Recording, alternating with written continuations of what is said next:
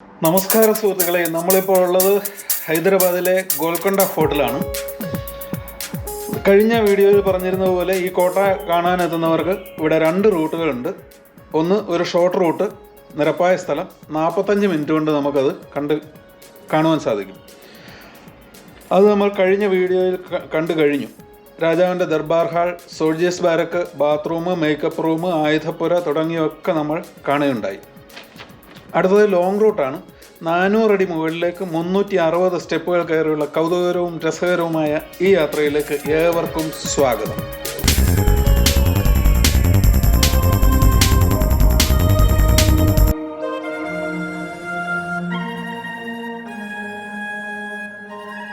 ആയിരത്തി 1743 വാറങ്കൽ രാജാക്കന്മാർ ചെളികൊണ്ട് ഈ കോട്ട നിർമ്മിച്ചുവെങ്കിലും നമ്മളിപ്പോൾ കാണുന്ന വിധത്തിൽ ഈ കല്ലുകൾ കൊണ്ട് നിർമ്മിച്ചത് കുത്തബ് ഷാഹി രാജാക്കന്മാരാണ്. കുത്തബ് ഷാഹി ഡൈനാസ്റ്റിയുടെ 1512 മുതൽ 1672 വരെയുള്ള ചരിത്രം വിശദമായിട്ട് കുത്തബ് ഷാഹി ടോംബ് എന്ന എപ്പിസോഡിൽ നമ്മൾ കാണുകയുണ്ടായി. അത് കാണാത്തവർ ദയവായി ഒന്ന് കണ്ടു നോക്കുക. അതിൻ്റെ ലിങ്ക് ഈ വീഡിയോയുടെ അവസാനം കൊടുത്തിട്ടുണ്ട്. നമ്മുടെ ടീം മെമ്പേഴ്സിൽ ബാക്കിയുള്ളവർ പരാജയപ്പെട്ട് പിന്മാറിയെങ്കിലും ഞങ്ങളൊരു 3 പേര് ഈ കോട്ട കീഴടക്കാനായിട്ട് സഹധൈര്യം മുമ്പോട്ട് പോവുകയാണ്. കുത്തബ് ഷാഹി രാജഭരണകാലത്ത്, അവരുടെ പടയോട്ട കാലത്ത് പിടിച്ചടക്കി, കോട്ട കൊത്തളങ്ങൾ പിടിച്ചടക്കിയ ചരിത്രമുറങ്ങുന്ന ഗോൽക്കൊണ്ട ഫോർട്ടിലേക്ക് ഞങ്ങൾ നടന്ന് കയറുകയാണ്. 12 കിലോമീറ്റർ ദൂരത്തായി ആ കാണുന്ന ബഞ്ചാറ ഹിൽസിൽ നിന്നുള്ള തടാകത്തിൽ നിന്നുമാണ് ഹാൻഡ് പമ്പ് ഉപയോഗിച്ച് ഈ കോട്ടയിലേക്ക് ആവശ്യമുള്ള വെള്ളം എത്തിച്ചുകൊണ്ടിരുന്നത്. ഇവിടെ ഇതുപോലെ 4 ടാങ്കുകളുണ്ട്. ഇത് ആദ്യത്തെ ടാങ്ക്. ഈ ടാങ്കിലെത്തുന്ന വെള്ളം ഇവിടെ നിന്നും ഹാൻഡ് പമ്പ് ഉപയോഗിച്ച് രണ്ടാമത്തെ ടാങ്കിലേക്കും, അവിടെ നിന്ന് മൂന്നാമത്തേതിലേക്കും, അവിടെ നിന്ന് വീണ്ടും ഏറ്റവും മുകളിലുള്ള 4ാമത്തെ ടാങ്കിലും എത്തിക്കുന്നു. നമ്മൾ ആദ്യത്തെ കിണർ, അന്ന് നേരത്തെ പറഞ്ഞ ആദ്യത്തെ കിണർ കഴിഞ്ഞു. വാട്ടർ ഇനിയിപ്പോൾ നമ്മുടെ രാംദാസ് ജയിലിലേക്ക് എത്തുകയാണ്. ജയിലിരിക്കുന്ന ആസ്ഥാനത്തേക്കാണ് എത്തുന്നത്. ആഞ്ഞ് നടന്നുകൊണ്ടിരിക്കുകയാണ്. ഗോൽക്കൊണ്ട എന്നാൽ ഉറുദുവിൽ റൗണ്ട് ഹിൽ എന്നും തെലുങ്കിൽ ഷെപ്പേഴ്സ് ഹിൽ എന്നുമാണ് അർത്ഥം. ഐതിഹ്യപ്രകാരം ഒരു ആട്ടിടയൻ ഈ പാറക്കെട്ടുകൾ നിറഞ്ഞ കുന്നിലൂടെ സഞ്ചരിക്കാനിടയാകുകയും ഈ പ്രദേശത്തെക്കുറിച്ച് കാക്കാത്തി രാജാവിനെ അറിയിക്കുകയും ചെയ്തു. ഈ കോട്ടയ്ക്ക് ഒരു പ്രത്യേകതയുണ്ട്. സാധാരണ കോട്ടകൾ താഴെ നിന്ന് മുകളിലേക്ക് പണിയുകയാണ് പതിവ്. എന്നാൽ ഈ കോട്ട മുകളിൽ നിന്ന് താഴേക്ക് പണിതിറങ്ങുകയായിരുന്നു. അപ്പോൾ ഇത് താഴെ നിന്ന് നമ്മൾ കണ്ട 4 കാര്യങ്ങളുണ്ട്. ഒന്ന്, അതിൽ രാംദാസ് ജയിലായിരുന്നു. ആ രാംദാസ് ജയിലിൻ്റെ മുൻപിൽ നമ്മൾ എത്തിയിരിക്കുകയാണ്. തഹസിൽദാരായിരുന്നു രാംദാസ്. കരം പിരിച്ച പണം ഖജനാവിൽ അടക്കാതെ സ്വന്തമായി ഉപയോഗിച്ചതിനാൽ രാജാവ് പിടിച്ച് ജയിലിലാക്കി 12 വർഷം തടവിലാക്കുകയുണ്ടായി.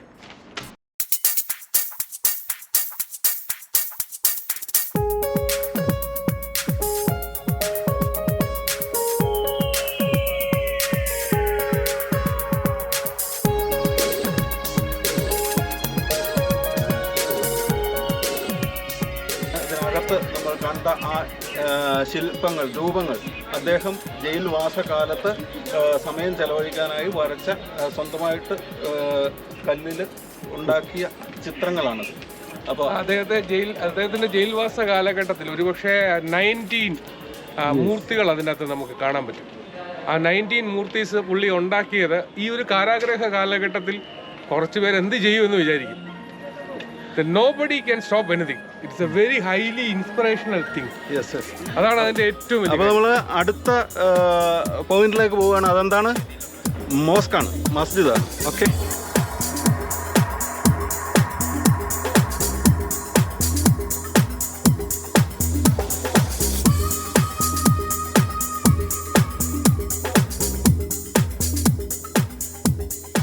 രാംദാസ് ജയിലിനടുത്തായാണ് 2ാമത്തെ വാട്ടർ ടാങ്ക്.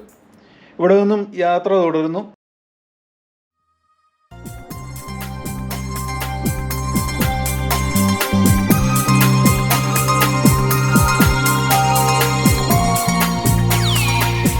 പടവുകൾ കയറി മസ്ജിദിലേക്ക് പോകും വഴി ഈ കാണുന്നത് ആഹാര സാധനങ്ങൾ സൂക്ഷിച്ചു വെക്കുന്നതിനുള്ള ഒരു സ്റ്റോറായിരുന്നു.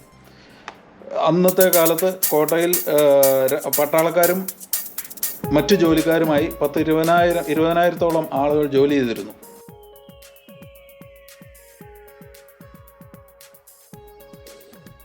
ചാർമിനാറിൻ്റെ നിർമ്മാണം ആരംഭിക്കുന്നത് 1551 കുത്തബ് ഷാഹി ഡൈനാസ്റ്റിയിലെ 5ാമത്തെ സുൽത്താൻ മുഹമ്മദ് കുലി കുത്തബ് ഷാ ആണ്. എന്നാൽ ഈ മസ്ജിദ് 4ാമത്തെ സുൽത്താനാണ് നിർമ്മിച്ചത്. അതായത് ചാർമിനാറിന് മുമ്പേ ഇത് നിർമ്മിക്കപ്പെടുകയുണ്ടായി എന്ന് വേണം കരുതാൻ. മസ്ജിദ് 2 മിനാരങ്ങൾ പ്രൗഢിയോടെ ഉയർന്നു നിൽക്കുന്നത് നമുക്ക് കാണാം.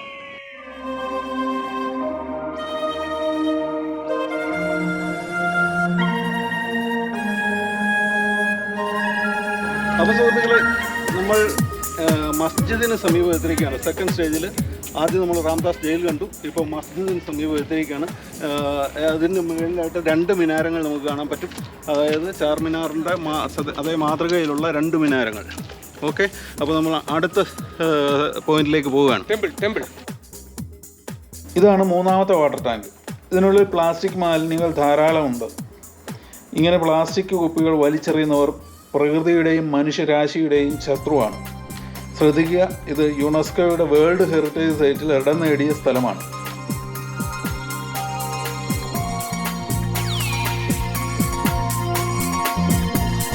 ഇവിടെ ഒരു കാളിമാത ക്ഷേത്രമുണ്ട്. കാക്കാത്തി രാജാക്കന്മാർ ചെളികൊണ്ട് ആദ്യം കോട്ട നിർമ്മിച്ച അന്നു മുതലുള്ള ക്ഷേത്രമാണിതെന്ന് പറയപ്പെടുന്നു.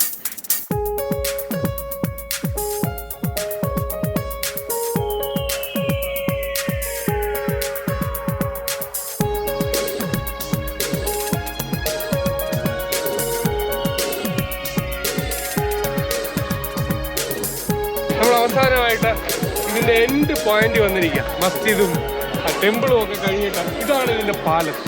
ഈ പാലസിൻ്റെ പ്രത്യേകത എന്താണെന്ന് ചോദിച്ചാൽ, നിങ്ങളിതിൻ്റെ വ്യൂ ഇതിൻ്റെ അടുത്ത ഇതിലേക്ക് കാണിക്കാം.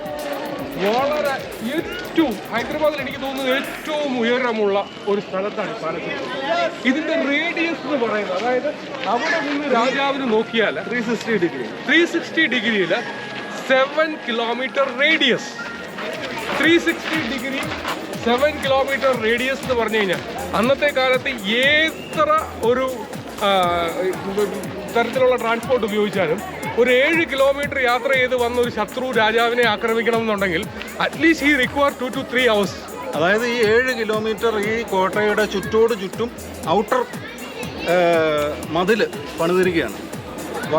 അതിന്റെ വ്യൂ അത് അതിനെ ക്രോഡീകരിക്കുന്ന തരത്തിൽ നമ്മൾ കണ്ട എത്രയോ ആൾക്കാരാണ് ശബ്ദവും ഇതും വെച്ച് ഇവർക്ക് സിഗ്നൽ കൊടുക്കാൻ നിൽക്കുന്നത്. സോ ഈ ഒരു സുരക്ഷ എന്ന് പറയുന്നത് നമ്മുടെ ബ്ലാക്ക് കാറ്റഗറിന്നോ ഇസഡ് കാറ്റഗറിന്നോ അതിനേക്കാളൊക്കെ മേളിലാണ്. ഇന്നിൽ നിന്നുകൊണ്ട് നമ്മൾ അതിനെക്കുറിച്ച് ചിന്തിക്കരുത്. അതായത് 12-11 നൂറ്റാണ്ട് മുതൽ ഒരു 15-16 നൂറ്റാണ്ട് വരെയാണ് ഇതിൻ്റെ ആ ഡെവലപ്മെൻറ്റിൻ്റെ കാലഘട്ടം. ആ കാലഘട്ടത്തിൽ ആണെന്ന് ഓർക്കണം. അവിടെയാണ് അതിൻ്റെ ബ്യൂട്ടി ഇരിക്കുന്നത്. നമ്മൾ കടന്നു പോകുന്ന ഓരോ സ്റ്റേജിലും ഒന്നോ അതിലധികമോ ബ്യൂട്ടി പോയിന്റുകളുണ്ട്. അവിടെ നിന്നാൽ ഹൈദരാബാദ് സിറ്റിയും പട്ടണത്തെ മനോഹരിയാക്കുന്ന ഹരിതാഭ ഭംഗിയും ആസ്വദിക്കാൻ സാധിക്കും.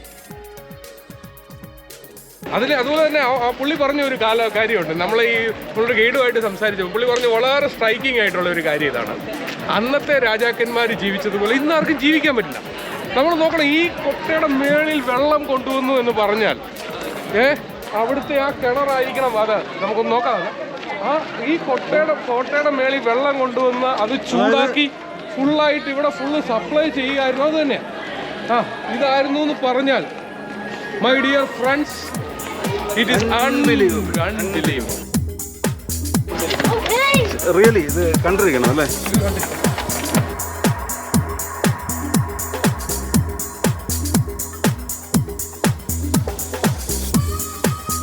ഏറ്റവും മുകളിലായി രാജാവിൻ്റെ ദർബാർ ഹാൾ.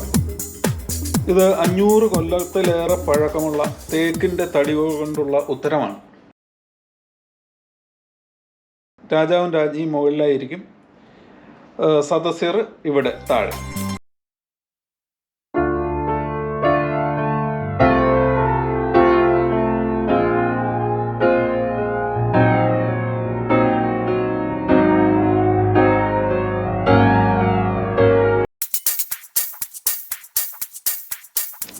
ഈ ജയിലറ പോലെ തോന്നിക്കുന്ന ആ ഗേറ്റ് വായു ഈ കോൺഫറൻസ് ഹാളിലേക്ക് കടത്തിവിടാനുള്ള ഒരു പാസേജാണ്. ഈ പാസേജ് ഉള്ളിൽ നിന്ന് ലെഫ്റ്റിലേക്ക് തിരിഞ്ഞാൽ പുറത്തേക്കാണ് അതിൻ്റെ ഓപ്പണിങ്. അപ്പോൾ അവിടെ നിന്ന് കാറ്റ് ആ പാസേജിലൂടെ ഈ ഹാളിലേക്ക് കിടക്കുകയും അങ്ങനെ എയർ കൂളിങ്ങിന് പകരമുള്ള ഒരു സംവിധാനമായിട്ട് ഇത് ഉപയോഗപ്പെടുത്തുകയും ചെയ്തു.